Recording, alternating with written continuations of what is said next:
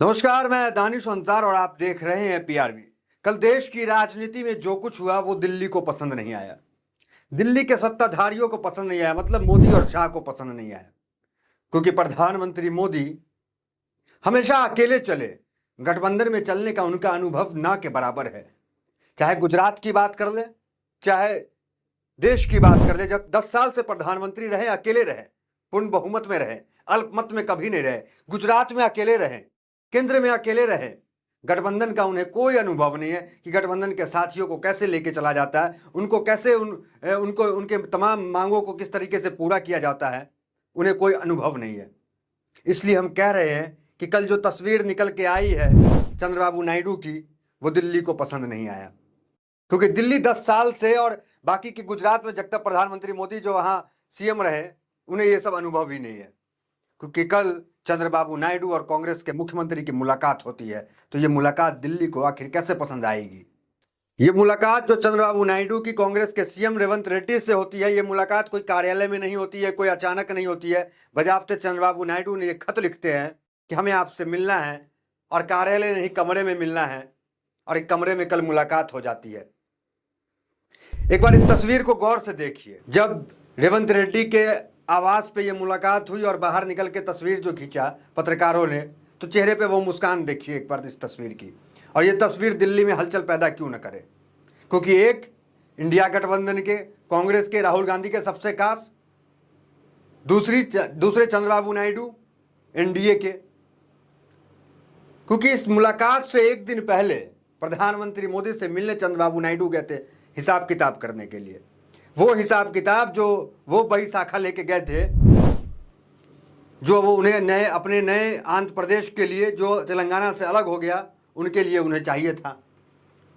वो तमाम मांगों को लेकर के वो मोदी जी के पास गए, प्रधानमंत्री जी के पास, कि ये लीजिए, ये पूरी लिस्ट, ये हमारी मांग है।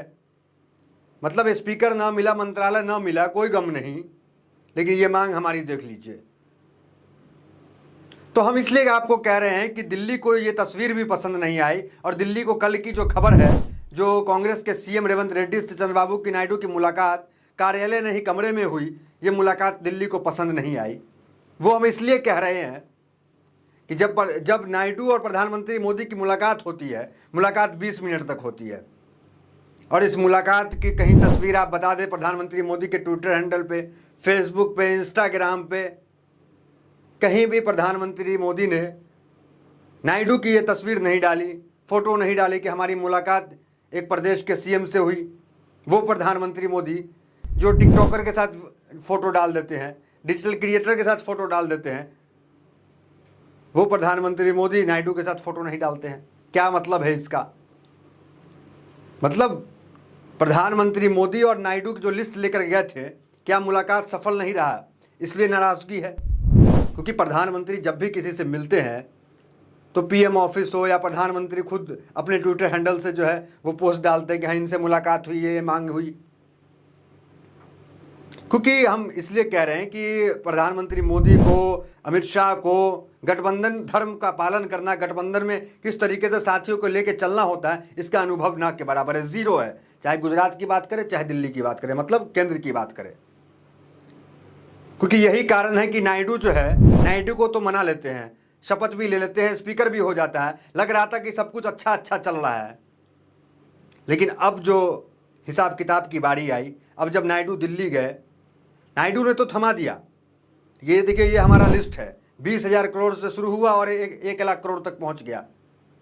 वो कैसे पूरा करेंगे वो तो प्रधानमंत्री मोदी ही जानते हैं, अमित शाह जानते हैं, क्योंकि देश का खजाना एक तरफ खाली है।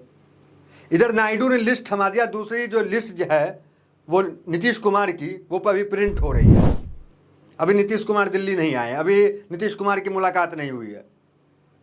ये उड़ती उड़ती खबर नहीं बता रहे हैं कि अभी वो लिस्ट जो है वो प्रिंट हो रही है बिहार की। ये जो रिपोर्ट है, इंटरनेशनल मैगजीन, इंटरनेशनल जो खबर है, अखबार है, उसने ये रिपोर्ट छापी है, वो आपको हम बता देते हैं। देखिए, राइटर्स और बुलमर्ग का जो है ये रिपोर्ट आई है, वो एक बार देख लीजिए। बिहार ने क्या क्या जो प्रिंट छप रहा है बिहार में, जो प्रधानमंत्री मोदी की चिंता बढ़ा देगी, जो फिर दिल्ली में आकर के नीतीश कुमार जो है वो लिस्ट थमा देंगे नायडू की तरह, वो एक लिस्ट पे गौर कीजिए। देखिए, 9 एयरपोर्ट है, ये रिपोर्ट जो है राइटर्स ऑफ ब्लूमबर्ग की हम बता रहे हैं आपको। 9 एयरपोर्ट मांगे हैं नीतीश कुमार, 2 बिजली परियोजना मांग रहे हैं नीतीश कुमार, उसके बाद 2 नदी और जल सिंचाई योजना, पानी की योजना जो है वो 2 प्लांट है, हजारों करोड़ की योजना है ये। 7 मेडिकल कॉलेज मांग रहे हैं। तो ये अभी प्रिंट छपना तैयार हुआ, ये जिसकी कुछ शुरुआती जो टाइप हुआ वो ये है, और उसमें विशेष राज्य का दर्जा भी है। ये तमाम मंत्री भी बोल रहे हैं और संसद में भी जो जेडीयू के सांसद हैं उन्होंने भी ये आवाज उठाया।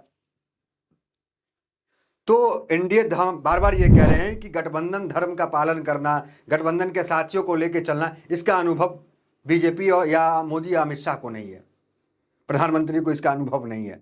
टीडीपी का एनडीए में रहना एक मजबूरी भी है, क्योंकि टीडीपी के चंद्रबाबू नायडू को जो है आंध्र प्रदेश को डेवलप करना, अमरावती को नई राजधानी के रूप में पूरा विकास उसका करना, जिस तरीके से तेलंगाना की राजधानी जो अभी फिलहाल में है, जो पहले आंध्र प्रदेश की राजधानी हुआ करती थी हैदराबाद, उसका विकास जिस तरीके से चंद्रबाबू नायडू ने किया था, जिस तरीके से हैदराबाद में तमाम आईटी की कंपनियां, चाहे सीएल हो, विप्रो हो, कोई भी टाटा हो, वो कंपनियों को वहां स्थापित किया।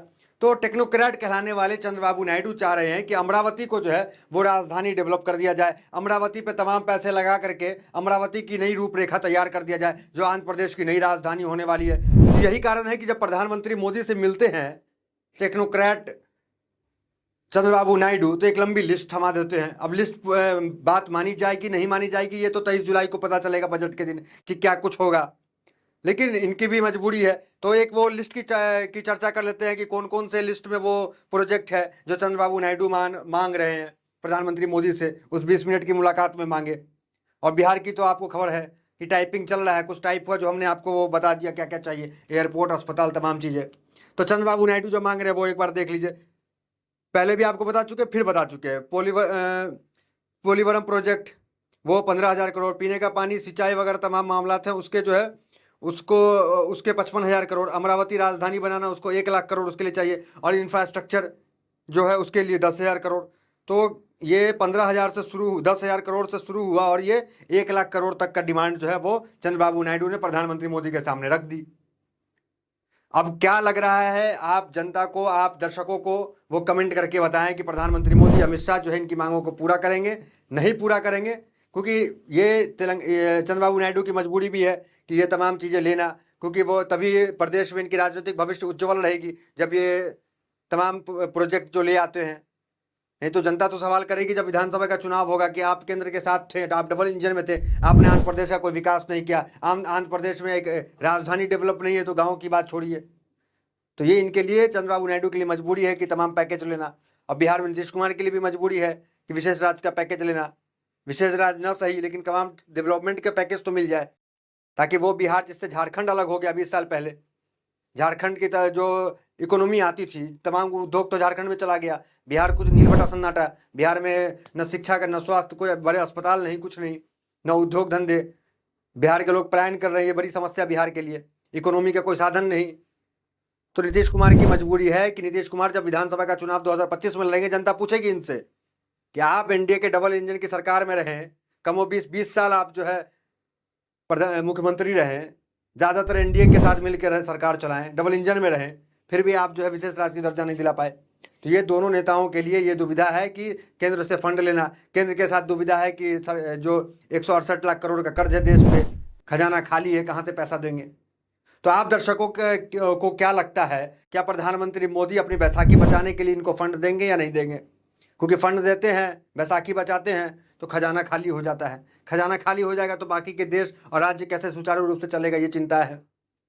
तो आपकी क्या प्रतिक्रिया इस वीडियो पर ज़रूर दें, और वीडियो अच्छा लगा हो तो लाइक शेयर सब्सक्राइब जरूर करें। बहुत बहुत धन्यवाद।